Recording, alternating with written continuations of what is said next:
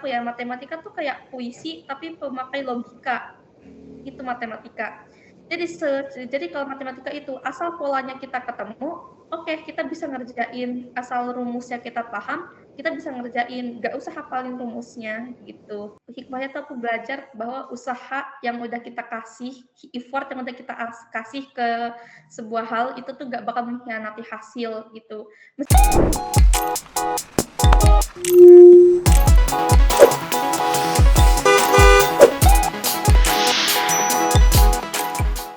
Assalamualaikum warahmatullahi wabarakatuh.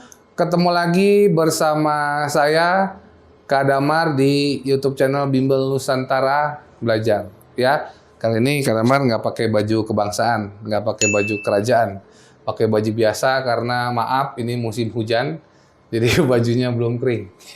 Itu ya.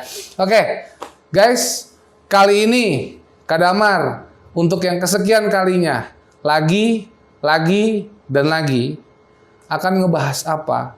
Akan ngebahas dan ingin membuktikan, ingin memberikan bukti yang real bahwasanya memang sistem kegiatan belajar mengajar secara online itu tetap masih yang the best di Bimbel Nusantara Belajar dengan catatan. Nah, dengan catatannya inilah yang harus Kak Damar share informasinya, dan semoga yang nonton YouTube channel Bimbel Nusantara Belajar ini bisa paham, terutama orang tua. Kita sebagai orang tua ya, bagaimana sih caranya supaya bisa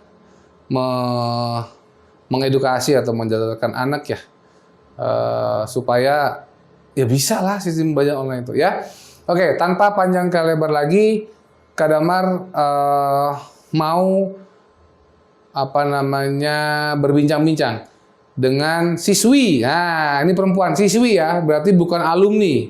Siswi yang sekarang NB9, sekarang tanggal 1 Desember 2024, Nusantara Belajar Angkatan 9. Siswi ini masih belajar di Bimbel Nusantara Belajar kelas 9A.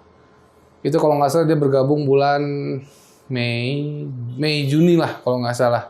Oke, jadi ini dia siswi Bimbel Nusantara Belajar yang kemarin alhamdulillah Kak Damar juga luar biasa terkejut waktu MSI ya, Olimpiade Math, Science dan Inggris di SMA Taruna Nusantara bisa dapat peringkat ke-11 ya? Iya, peringkat ke-11. Bisa ya, kalau NB8 kita peringkat 15 tuh, yang paling tinggi kalau nggak salah gitu ya. Tapi NB9 sekarang diambil alih sama Tasya, MSI, peringkat ke-11. Dan di Nusantara Belajar pun anak ini memang salah satu yang terbaik di antara 100 lebih siswa, 100 lebih, hampir 200 siswa Nusantara Belajar angkatan ke-9. Oke? Kita berikan sambitan yang meriah untuk Tasya. Ayo, Tasya silakan memperkenalkan diri. Monggo. Makasih sebelumnya, terima kasih atas kesempatannya, karena dengan kesempatan ini aku bisa ngomong di podcast Kak Damar. Makasih Kak Damar. Oke, nama aku seperti yang disebutkan tadi, nama aku tuh Tasya Aurelia. Saat ini aku angkatan 9 di kelas 9A di LMS Nusantara Belajar. Aku mau memperkenalkan sedikit tentang Olimpiade dari Taruna Nusantara. Seperti yang tadi dikatakan, Olimpiade dari Taruna Nusantara yang aku ikutin tuh MSI. Singkatannya kepanjangan dari MSI itu sendiri, Matematika, Sains, dan Inggris. Jadi di MSI itu diujikan 3 mata pelajaran, pelajaran matematika, bahasa Inggris, dan juga sains. Begitu. Oke. Sebelum kita masuk ke MSI ya. Jadi Tasya ini siswa Bimbel Nusantara Belajar angkatan ke-9. Dia asalnya dari SMP mana, Tasya? SMP Al-Haraki Depok, Pak.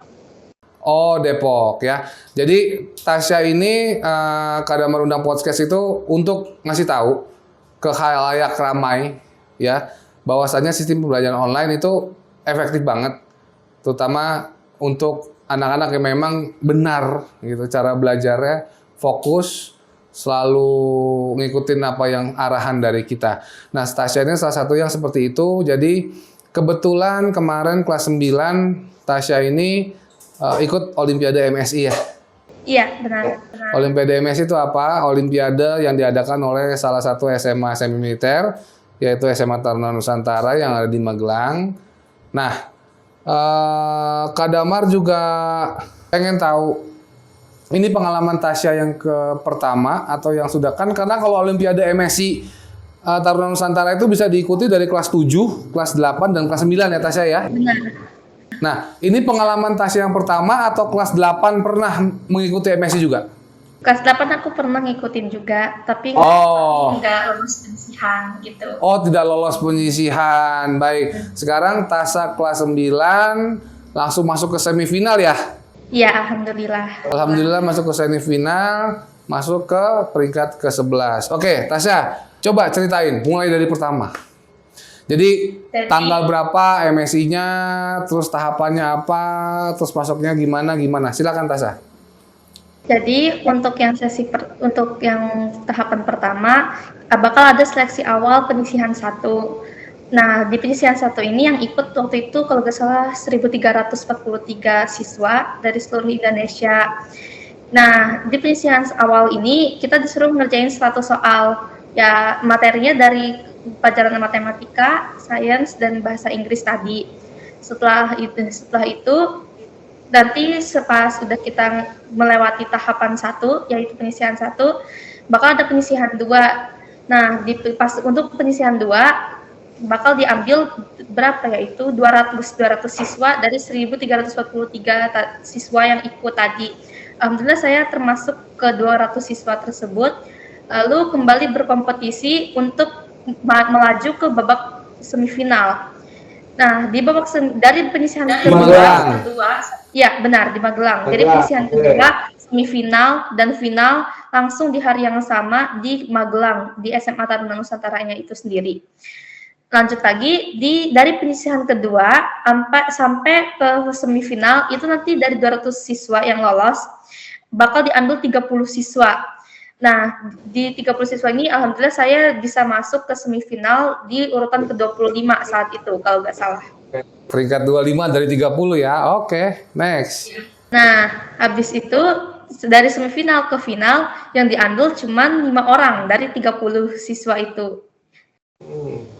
Dan akhirnya ya meskipun saya nggak lolos ke final, tapi itu jadi pengalaman yang sangat berharga buat saya. Saya bisa ngelihat beragam soal yang berbeda pastinya dari berbagai lomba yang sudah pernah saya ikuti sebelumnya.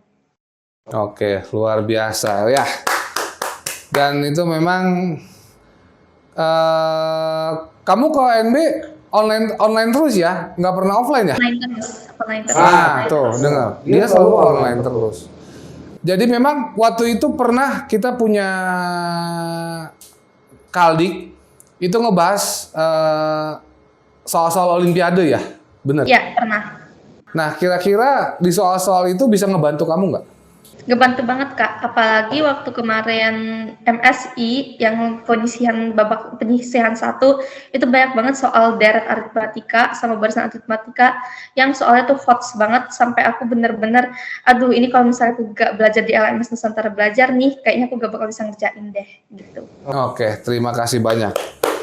Yang paling penting itu sebenarnya, seberapa bagus pun soal, kalau memang nggak ngulang ya, nggak pernah dibaca lagi, itu useless ya, bener nggak? Bener banget. Bener ya?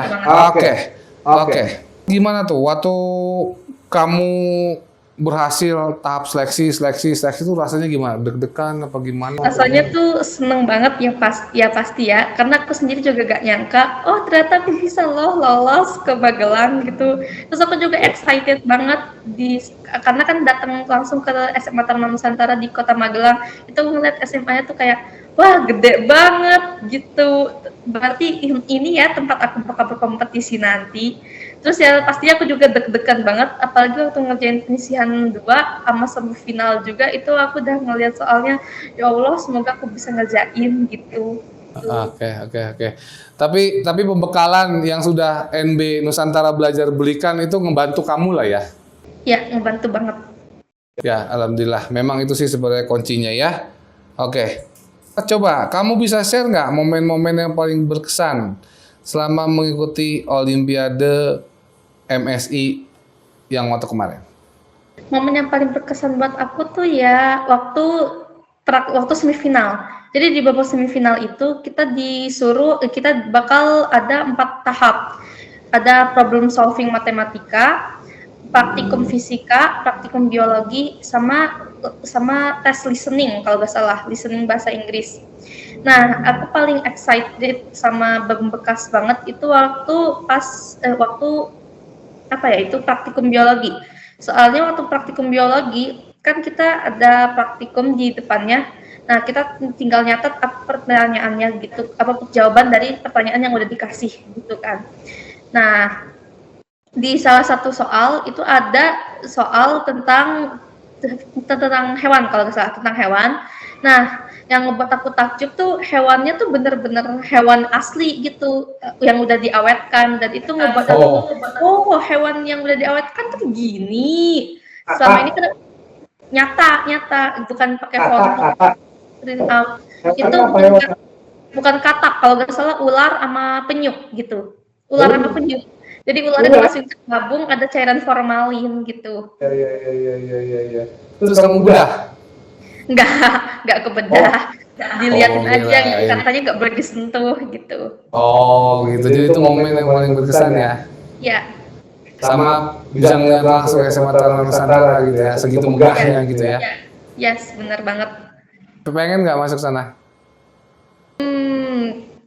Aku pengen, tapi kayaknya aku mikir-mikir dulu deh, soalnya kan ada latihan fisiknya gitu kan. Emang kamu masuk kemana? Insya Allah Man IC. Oke. Pradita aku juga ngincar. Oke, Pradita ngincer. TN juga ngincer? TN aku ngincer, tapi prioritasin yang kedua itu dulu. Oh, kedua itu. Yang pertama Pradita apa Man IC? Man IC. Oh, Man IC. Yang kedua Pradita? Ya. Oke, ya nggak apa-apa lah. Yang penting kalau kadang-kadang yakin kalau Tasya mudah-mudahan udah tahu ya pola belajar, pola berarti yang bagus. Saya rasa bisa bermanfaat ya dimanapun Tasya berada. Kadang-kadang yakin yang namanya berlian seperti Tasya akan terus bersinar. Apalagi Tasya terus menggosok keahlian, menggosok keterampilan, menggosok pengetahuan baik akademik maupun non akademik. Karena berpikir, insya Allah suatu saat kamu akan sunlight Mama Lemon. Tahu nggak sunlight Mama Lemon? Amin. Ya, iya akan tetap bersinar ya, amin gitu ya. Oke, kamu kan udah ikutin Olimpiade itu 2 kali.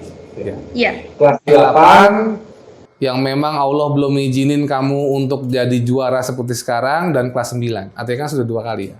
Nah, hal apa atau hikmah apa yang bisa kamu petik dari MSI, Olimpiade MSI-nya SMA Taruna Nusantara? Hikmahnya tuh aku belajar bahwa usaha yang udah kita kasih, effort yang udah kita kasih ke sebuah hal itu tuh gak bakal mengkhianati hasil gitu. Meskipun kita gak juara, tapi kita tetap bisa, oh gini loh soalnya, oh ternyata aku bisa ngerjain soalnya, oh ternyata aku kurang nih di sini. Waktu itu aku di semifinal, waktu problem solving matematika aku tuh lumayan kurang, dan aku akhirnya belajar dari kesalahanku. Oh aku kurangnya di sini, aku bakal perdalam lagi yang di sini gitu. Oke, jadi hikmahnya itu ya. Hikmahnya paling tidak level kamu naik walaupun kamu tidak menang. Benar. Karena kamu one step ahead, kamu berani untuk kalah. Iya. Ya nggak apa-apa. Orang jarang yang berani buat kalah, gitu kan? Tapi hasilnya ya top, gitu ya. Oke, keren Tasya. Oke. Nah, ini nih yang Kak Damar bilang pertama, ya. Gimana sih caranya supaya teman-temanmu yang lain yang di luar sana itu ada motivasi, punya motivasi belajar, satu. Yang kedua, menganggap bahwasanya ya online sama dengan offline. Nggak ada bedanya. Gitu. Dua. Nah, silakan jawab. Ya, untuk pertanyaan yang pertama, menurut aku buat motivasi belajar tuh kita nggak perlu yang namanya nyerap motivasi banyak-banyak dari orang, ngeliat kata-kata motivasi. Karena kalau kayak gitu jadinya motivasinya tuh jadi useless, nggak berguna. Yang paling penting di diri kita tuh kita niatin dulu apa tujuannya. Kalau misalnya kita udah niat, barulah kita coba menggali. Aku kira-kira suka di mana ya. Even kalau misalnya kita gak suka, coba cari kesenangannya di pelajaran tersebut. Misalnya pelajaran matematika. Pelajaran matematika susah gitu kan. Tapi kita coba selamin lagi, terus pasti kita nanti bakal nemu yang serunya gitu di matematika. Karena menurut aku ya matematika tuh kayak puisi tapi pemakai logika. Itu matematika. Jadi kalau matematika itu asal polanya kita ketemu, kita bisa ngerjain. Asal rumusnya kita paham, kita bisa ngerjain. Gak usah hafalin rumusnya gitu. Jadi cobalah mencari kesenangannya gitu. Jangan ke pressure buat belajar, niatin dulu. Lalu untuk yang pertanyaan kedua, tadi pelajaran offline sama online berbeda ya Kak? Berbeda atau sama gitu ya Kak? Ternyata pertanyaannya. Ya, sama. Ya, karena kamu kan juga online. Ya, menurut aku sama aja sih. Sama aja, karena caranya gimana? Caranya gimana? Sama aja, sebenarnya sama aja asalkan satu tetap fokus. Kedua, modul tuh tetap dibaca, bukan jadi pajangan atau cuma baca sekali. Ya udah, nanti juga bakal dijelasin sama gurunya. Kalau kayak gitu, bakal lebih cepat hilangnya. Udah kayak masuk telinga kanan, keluar telinga kiri gitu. Jadi kita harus selain baca modulnya, coba latihan soal gitu kan.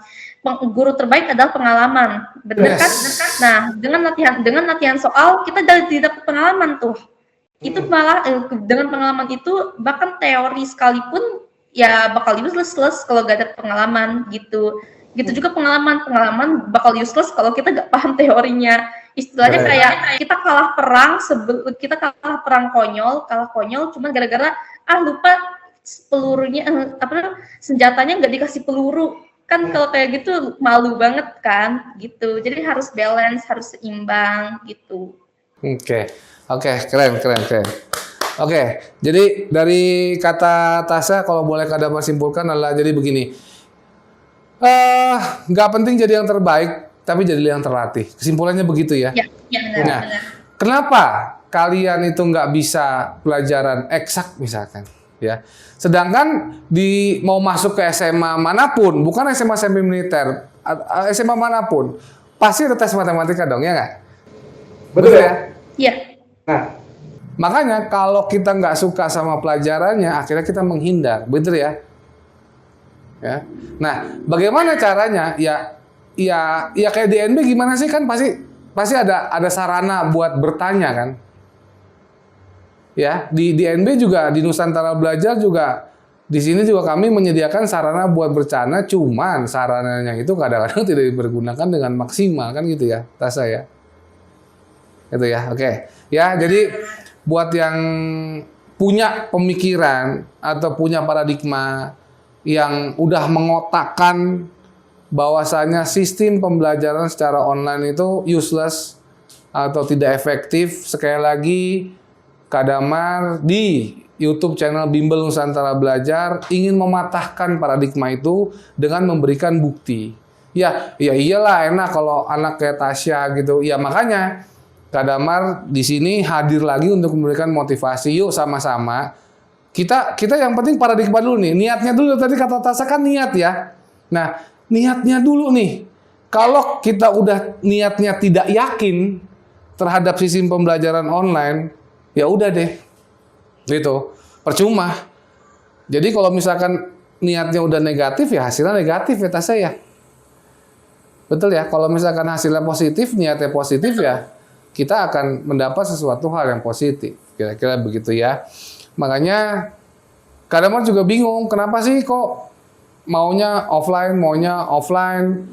alasannya sistem pembelajaran sekolahnya nggak efektif. Ya gimana enggak? Misalkan lagi belajar nih tatap muka, ini handphone gitu kan? Ini mah belajar di layar handphonenya mah di sini, dia mah dibuka lagi main game, kemudian off cam. Kan kita nggak tahu, ya kan? Ya nggak bisa juga. Ya iyalah, mungkin kalau siswinya kayak Tasya yang udah sadar segala macam. Ya enak dong Kak Damar. Lah iya, makanya itulah fungsinya. Di sini kami sebagai guru mengawasi. Di rumah juga mengawasi anaknya. Nggak mungkin dong Kak Damar kalau misalkan kayak gini nih. Kak Damar misalkan off cam. Nah, hilang. Kan nggak tahu. Kak Damar pura-pura ini aja main game. Kan nggak ada yang tahu. Itu makanya bantuan orang tua juga diperlukan. Tasya kalau lagi belajar diawasin orang tua nggak? Diawasin tapi nggak yang gimana-gimana sih, cuman dilihat terus kayak oh lagi belajar ya udah diperhatiin ya nak gitu. Ya memang alhamdulillah ya kalau punya anak kayak Tasya mah enak-enak aja gitu, udah punya kesadaran. Cuman kalau misalkan punya anaknya kayak Tasya, ya itu derita lu, derita kita gitu. Ya gimana caranya? Ya terus. Karena segala sesuatu itu harus repetisi, pengulangan terus saja. Saya yakin kok sekeras-kerasnya batu pasti akan bolong kena air setetes. Maksudnya tes gitu. Lama-lama kan pasti akan bolong. Tapi repetisi ya, pengulangan terus, diingetin. Saya rasa bisa gitu.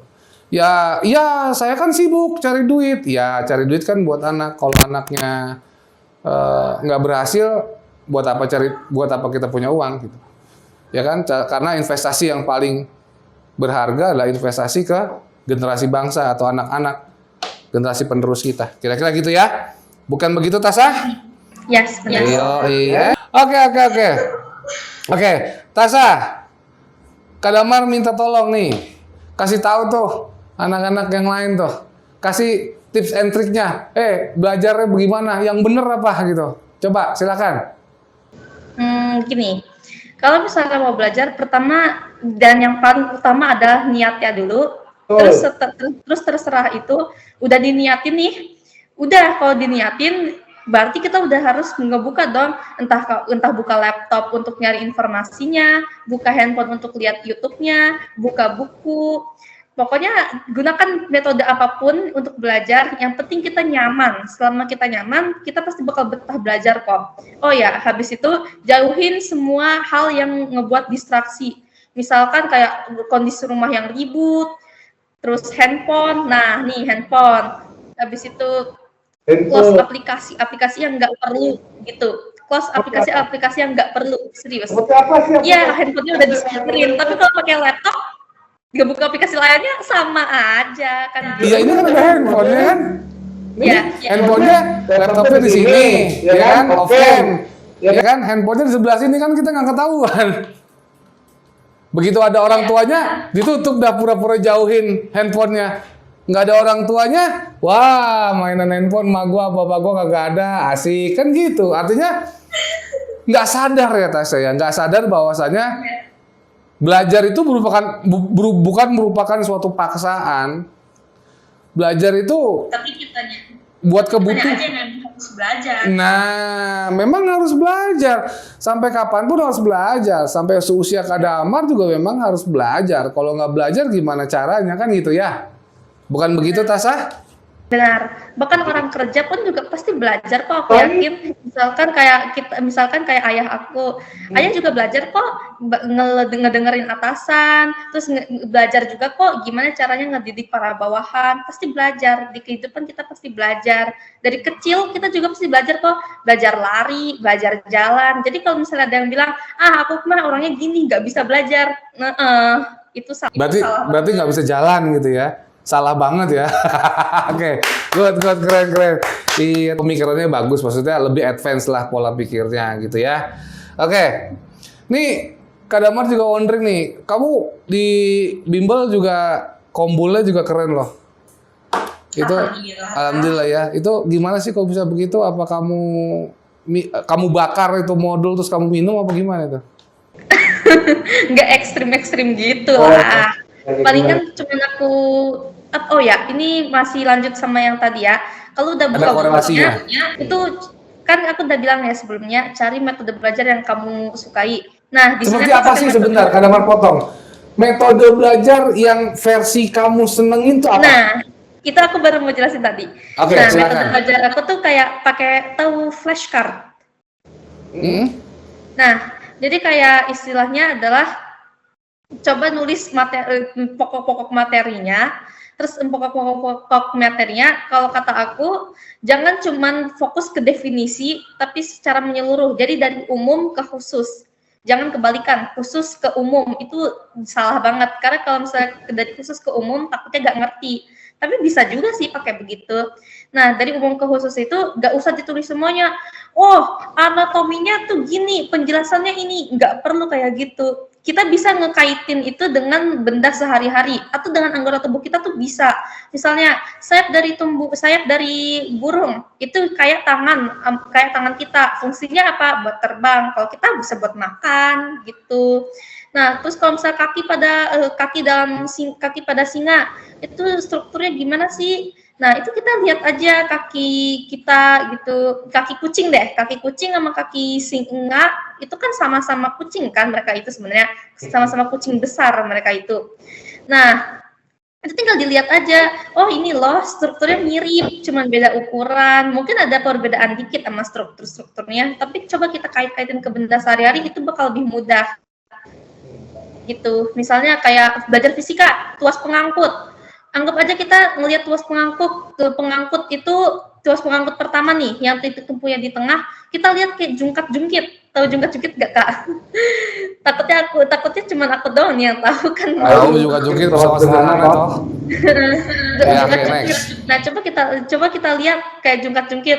Itu kalau misalnya diletakin beban gitu, kalau misalnya gak diletakin beban kan dia tetap datar gitu ya. Kalau misalnya kalau misalnya ada orang yang naik, yang naik ini kita sebut aja bebannya ya. Orang yang naik kita sebut beban itu naik, pasti bakal jomplang dong. Yang satu naik, yang satu turun gitu kan.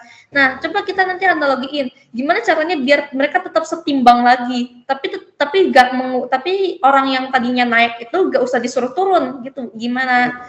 Nah, kita bisa aja tambahin orang yang beratnya tuh sama dengan orang yang tadi dudukin. Kan juga bakal setimbang kok gitu. Oke, jadi ada beberapa analogi ya, terutama harus dicatat kan begitu ya, pakai buku ya. Benar. Oke. Sama buku.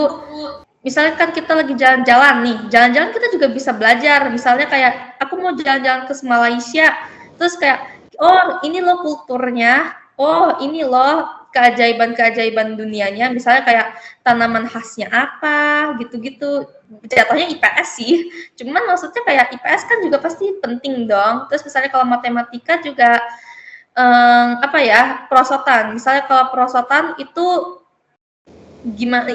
Perosotan itu kan kita harus ngukur juga dong kemiringannya biar nggak bahaya gitu. Kalau terlalu miring, nanti orang yang itu langsung nyusruk aja jatuh kan nggak lucu gitu. Yang mau dia senang-senang malah jadi dia celaka. Jadi kan orang yang mau perosotan juga pasti udah lihat-lihat dong. Oh ini kemiringannya segini nih yang cocok buat anak-anak gitu. Oke, jadi sistem belajar TASA itu seperti itu. Mungkin itu tidak bisa dicontoh, atau mungkin bisa, cuman misalkan ada 10 orang gitu.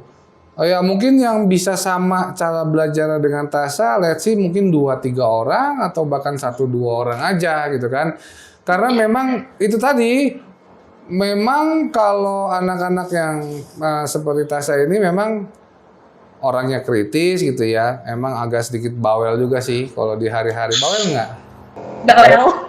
Bawel, dia watch and learn, dia selalu melihat sekelilingnya gitu kan. Apapun diperhatikan sama orang-orang yang memang seperti Tasya ini. Dan itu memang kalau Kak Damar bilang sih jarang lah kalau Kak Damar bilang ya. Ya makanya saya bilang alhamdulillah kalau punya anak seperti Tasya. Nah kalau punya anak tidak seperti Tasya ini derita kita. Nah gimana caranya kita bisa mencari bagaimana metode belajar yang baik buat si anak. Nah, lagi-lagi metode yang baik, metode kan ada banyak nih. Ya, ada metode offline, ada metode online. Balik lagi ke situ Tasya ya.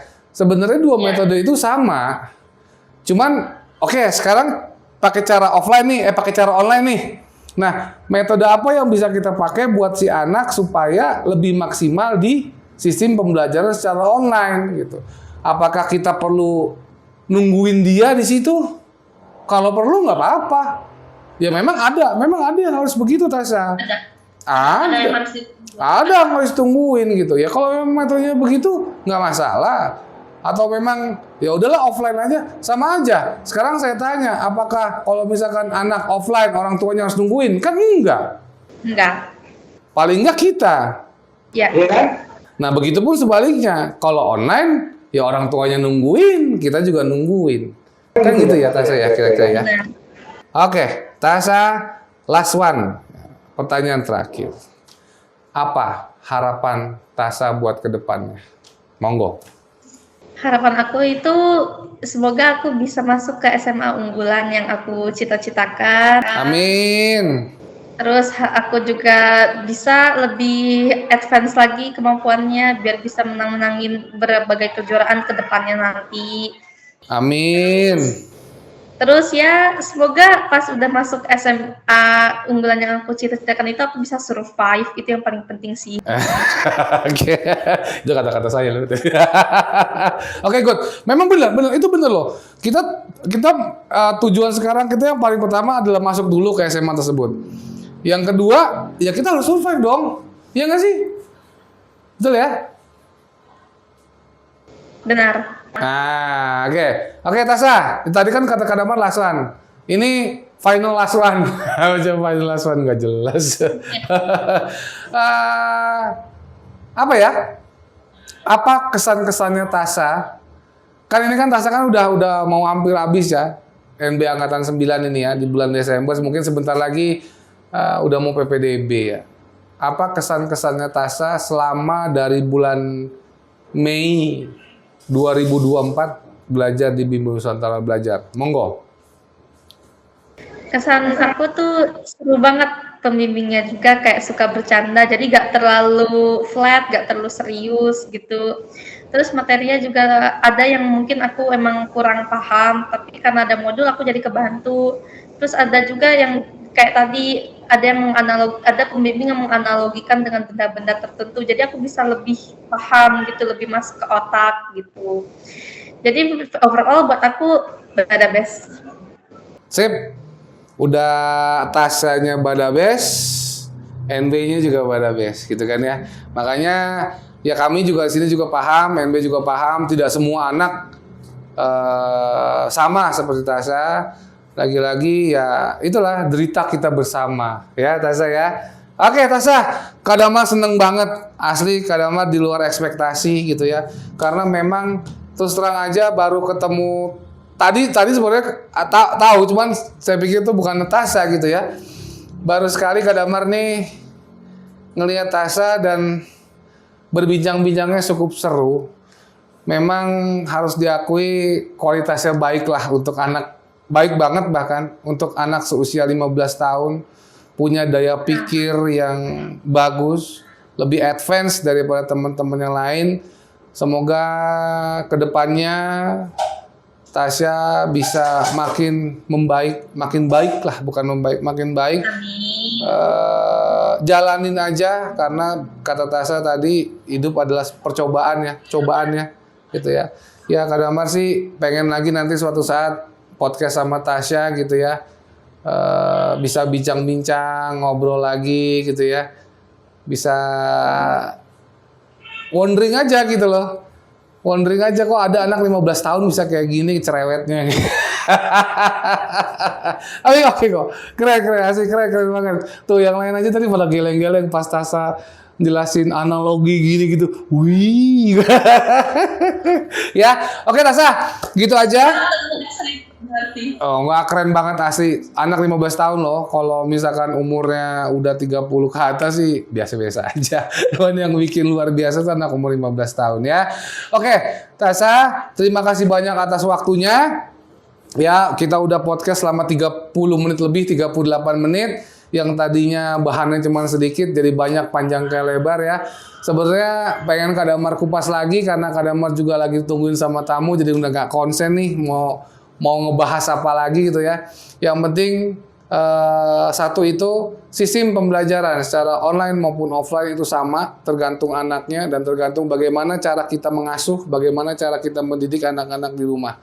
Kira-kira gitu aja. Terima kasih banyak atas waktunya. Apabila Kak Damar ada salah mohon dibukakan pintu maaf. Juga untuk para penonton YouTube Bimbel Nusantara Belajar, apabila ada salah-salah kata mohon dibukakan pintu maaf. Gitu, keren banget. Salam buat keluarga Tasya. Salam buat ibu, salam buat bapak kamu, tetaplah berkibar, ya, tetaplah menjadi kebanggaan kami semua. Kami menunggu karya-karyamu, kami menunggu kamu di puncak yang tertinggi. Akhir kata, wabillahi taufiq wal hidayah. Wassalamualaikum warahmatullahi wabarakatuh dan merdeka! Merdeka gitu. Merdeka. Dadah. Makasih. Sama-sama.